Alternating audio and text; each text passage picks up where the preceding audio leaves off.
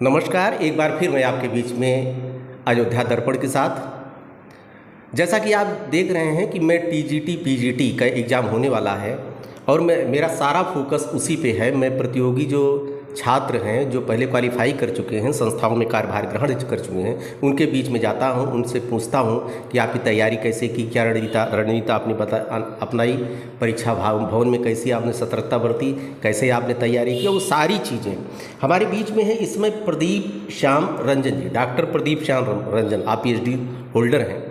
Inter college में प्रवक्ता के पद पर आप हैं, मनोविज्ञान सब्जेक्ट, एक डिफरेंट सब्जेक्ट।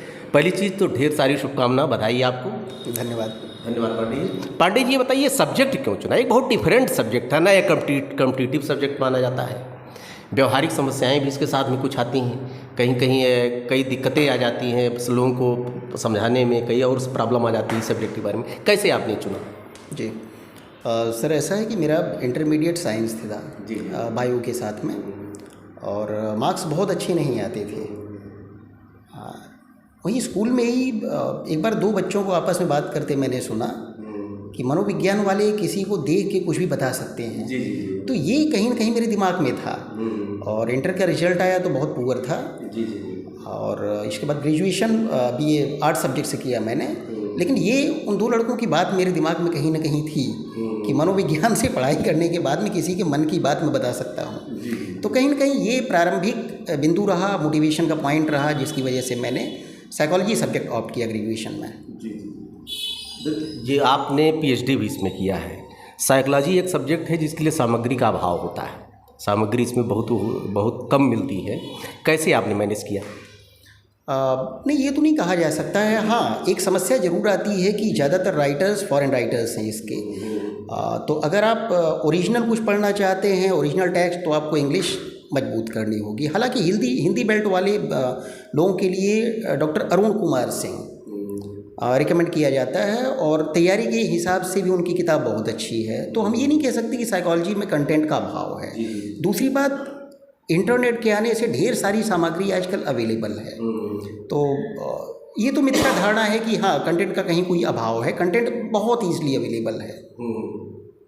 अच्छा, आप ये मानते हैं कि सोशल मीडिया, यूट्यूब के आ जाने के बाद से थोड़ा इजी हुआ है, आप सामग्री थोड़ा सुलभता से मिल जाती है? जी, अच्छी बात कही है आपने। इंटरनेट की वजह से आप आज की डेट में ये नहीं कह सकते कि हमें फला सामग्री नहीं मिल रही है या इस प्रश्न का उत्तर नहीं मिल रहा है।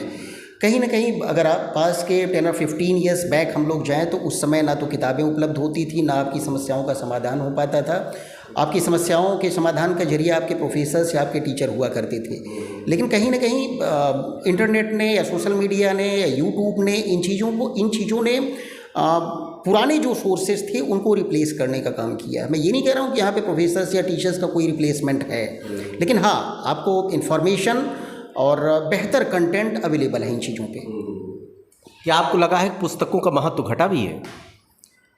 ऐसा बिल्कुल नहीं कहा जा सकता है, क्योंकि बाकी लोग जो आपको प्रोवाइड करवा रहे हैं वो केवल इन्फॉर्मेशंस हैं, और वो इन्फॉर्मेशंस भी कितने करेक्ट हैं, कितने इनकरेक्ट हैं, कोई नहीं जानता है। बुक की वैलिडिटी कल भी थी, आज भी है और हमेशा रहेगी।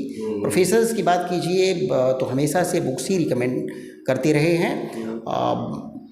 बुक्स पढ़ने के बाद में आपकी स्वयं की एनालिसिस कैपेसिटी पहले से बेहतर होती है। तो मैं तो हमेशा ही कहूँगा कि किताबों का कोई रिप्लेसमेंट नहीं होता है। नहीं, जैसे यूट्यूब के आ जाने के बाद ऐसी भी सुनने में आता है कुछ भ्रामक सामग्रियाँ भी हैं, उनसे भी बचने की ज़रूरत है। आपका क्या कहना है? देखिए, दो चीज़ें हैं। एक तो भ्रामक सामग्रियों का होना और एक सामग्री का ना होना। तो कहीं ना कहीं सामग्री के ना होने से तो बेहतर है। जैसा कि अभी चर्चा हुई कि किताबें हैं, अवेलेबल हैं, लेकिन अगर आप इंटीरियर की बात करें, बहुत ऐसी जगहों पे लोगों की पहुंच नहीं हो पाती है। ठीक है, इंटरनेट बढ़ा है, अमेज़न वगैरह से लोग किताबें आजकल बड़ी ईजिली मंगवा सकते हैं, लेकिन फिर भी उसकी जानकारी तो होनी चाहिए। ऐसे लोगों के लिए यूट्यूब बहुत अच्छा विकल्प होता है। अपना कंटेंट डाला, सीधा उस कंटेंट से रिलेटेड ढेर सारे एक्सपर्ट्स अपने लेक्चर के साथ में वहाँ पे अवेलेबल हैं। तो ऐसे में उन लोगों के लिए कंटेंट को समझना आसानी हो जाती है। हाँ, ये बात ज़रूरी है कि अगर आपका बेसिक नॉलेज नहीं है सब्जेक्ट में तो आपको दिक्कत होगी। अगर आपका बेसिक है तो आप भ्रामक सामग्री में और तथ्यपूर्ण सामग्री में अंतर कर सकते हैं। एक चीज़ ये बताइए कि आप पहले भी पीजीटी दे चुके हैं, आज की पीजीटी और पहले की पीजीटी, इनमें दोनों में डिफरेंस क्या, जटिलताएं क्या प्रश्नों में आई हैं, क्या आप अंतर पाते हैं? सर 2010 का पीजीटी क्रॉस है हमारा, और इस बार जो दिया था, जो मेजर डिफरेंस दोनों में था, उस समय कंसेप्चुअल क्वेश्चंस थे। इस बार आप कह सकते हैं एक्सपीरियंशियल ज़्यादा थे, उनको डे टू डे लाइफ के ऊपर उनको अप्लाई करके ही आप उत्तर दे सकते हैं। अगर आप सोचें कि केवल किताब में आपने ये रट लिया कि मनोविज्ञान की पहली प्रयोगशाला कब कहाँ बनाई गई थी, जो इस तरह के प्रश्न पहले आया करते थे, सन रटना या बुक्स के राइटर्स अगर आपको पता है तो आप उत्तर दे सकते थे। इस बार ये चीज़ कठिन था। एक चीज़ बताएं आपको कि 3 या 4 महीने तैयारी करने के बाद में उन 3-4 महीनों की तैयारी के आधार पे एक सिंगल क्वेश्चन नहीं आया था इस बार। मतलब सारा का सारा, अगर आपको अपने पीजी लेवल की नॉलेज है तो आपके लिए बेहतर ऑप्शन था। एक चीज़ और बताइए कि आपने पीएचडी किया है, डॉक्टरेट डिग्री है आपके पास, तो आप तो उच्च के लिए सुटेबल अपने को मानते हैं। कभी कभी ये हो जाता है कि जब आईक्यू लेवल हाई हो जाता है आपका, तब लोअर क्लास पढ़ाने में थोड़ी प्रॉब्लम आ जाती है। तो कहीं ऐसी तो दिक्कत का सामना नहीं करना पड़ता है? आप चूँकि आप एक पीएचडी होल्डर हैं और आप इंटरमीडिएट की कक्षाओं को पढ़ाना पड़ रहा है आपको, आप उच्च शिक्षा के लिए अपने को प्रिपेयर पाते हैं? इसका उत्तर थोड़ा सा कठिन प्रतीत हो रहा है, क्योंकि बात आपकी सही है कहीं ना कहीं, क्योंकि इंटरमीडिएट में साइकोलॉजी की स्टूडेंट्स की जस्ट स्टार्टिंग होती है। एक चीज़ पांडे जी, जैसे मैं देख रहा हूँ कि प्राइमरी में पीएचडी होल्डर आ रहे हैं, बहुत हाई एजुकेटेड आ रहे हैं, परिस्थितियों बस प्राइमरी ज्वाइन कर ले रहे हैं, लेकिन कहीं कहीं बच्चों को शिकायत रहती है, क्योंकि उनका आईक्यू लेवल इतना हाई रहता है कि न वो काखा काखा इंगा पढ़ाने, ABCD पढ़ाने में उनको दिक्कत होती है। तो कहीं ये प्रॉब्लम आपके सामने तो नहीं आती? नहीं, ऐसा तो कुछ नहीं है, क्योंकि मैंने बोला ना कि इन बच्चों की स्टार्टिंग होती है साइकोलॉजी की इंटरमीडिएट से 11-12 से। शुरुआती दिनों में ज़रूर थोड़ी सी दिक्कत आती थी कि जो कुछ समझाना चाह रहे हैं वो बच्चों को समझ में नहीं आ रहा है। फिर कलीग से बात किया तो समझ में आया कि नहीं, थोड़ा सा लेवल हमें अपना डाउन करना होगा, उनके हिसाब से क्वेश्चन आंसर की टेक्निक, मतलब लेवल थोड़ा डाउन करना पड़ता है। No, I just want to say that question answer techniques will be more helpful for such kind of children. ये बताएं, इसके बारे में एक धारणा रही है कि मनोविज्ञान के बारे में कंपटीशन का सब्जेक्ट नहीं माना जाता है। ये ज्ञान के लिए तो अच्छी बात है, व्यवहारिक इसकी बहुत सी उपयोगिता है। आजकल जितने कंपटीशन आ रहे हैं उसमें करीब कुछ प्रश्न जो है 30-40% मनोविज्ञान के रहे हैं, लेकिन प्योर ये मनोविज्ञान का कंपटीशन मतलब सिविल वगैरह में बहुत ज़्यादा इसकी पूछ नहीं। आप उनको क्या एडवाइस देंगे जो आज जो मनोविज्ञान को सिविल में रखना चाहते हैं? सिविल के बारे में मेरा बहुत ज़्यादा आइडिया नहीं इस बारे में। For this question no comment. ठीक, एक चीज़ ये बताइए, कुछ बुक्स एडवाइस कर दीजिए जो प्रवक्ता ग्रेड की तैयारी कर रहे हैं साइको की, उनके बारे में कुछ बुक्स आप एडवाइस कर दीजिए। देखिए, अगर तैयारी के पर्पज़ से बात की जाए तो यूथ कंपटीशन का क्वेश्चन पेपर का सेट आता है जो कि बहुत ज़्यादा हेल्पफुल है। इसके अलावा इंट्रोडक्शन पर्पज़ के लिए बैरन की बुक है। हिंदी बेल्ट के हमारे मित्रों के लिए डॉक्टर अरुण कुमार सिंह की किताब सफिशिएंट है, बल्कि मोर देन सफिशिएंट कह सकते हैं। जितनी ब्रांचेज होती है मनोविज्ञान की, सारी ब्रांचेज में इनकी किताबें उपलब्ध हैं, तो ये किताबें पर्याप्त होंगी। कोचिंग की क्या इंपॉर्टेंस मानते हैं आज के समय? कोचिंग देखिए आपको दिशा दे सकता है, बाकी मेहनत आपको करना है। अगर आपका कंटेंट बहुत बेहतर है MA लेवल का, तो बेहतर होगा कि आप स्वाध्याय पर ध्यान दें। मतलब स्वाध्याय को आप विशेष महत्व देते हैं? जी, कम से कम मनोविज्ञान के विषय में कहा जा सकता है कि कोचिंग हेल्पफुल हो सकती है, लेकिन बहुत ज़्यादा फ्रूटफुल नहीं है। जी।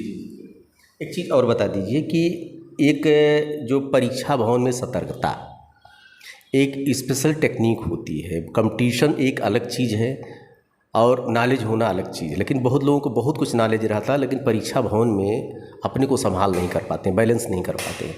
एक वो टेक्निक बताइए जो आपने अपनाई। देखिए, एग्ज़ाम स्ट्रेस की आप बात कर रहे हैं, जो कि इट्स वेरी कॉमन।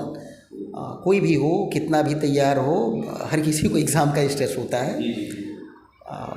इसके लिए एक दो टेक्निक्स, एक दो चीज़ें जो मुझे समझ में आती हैं कि पानी की बोतल हमेशा पास में रखनी चाहिए। परीक्षा शुरू होने के पहले अगर आप पानी की कुछ ही ड्रॉप्स लेते हैं पानी की, तो मान के चलिए आपका स्ट्रेस का लेवल वो डाउन करता है।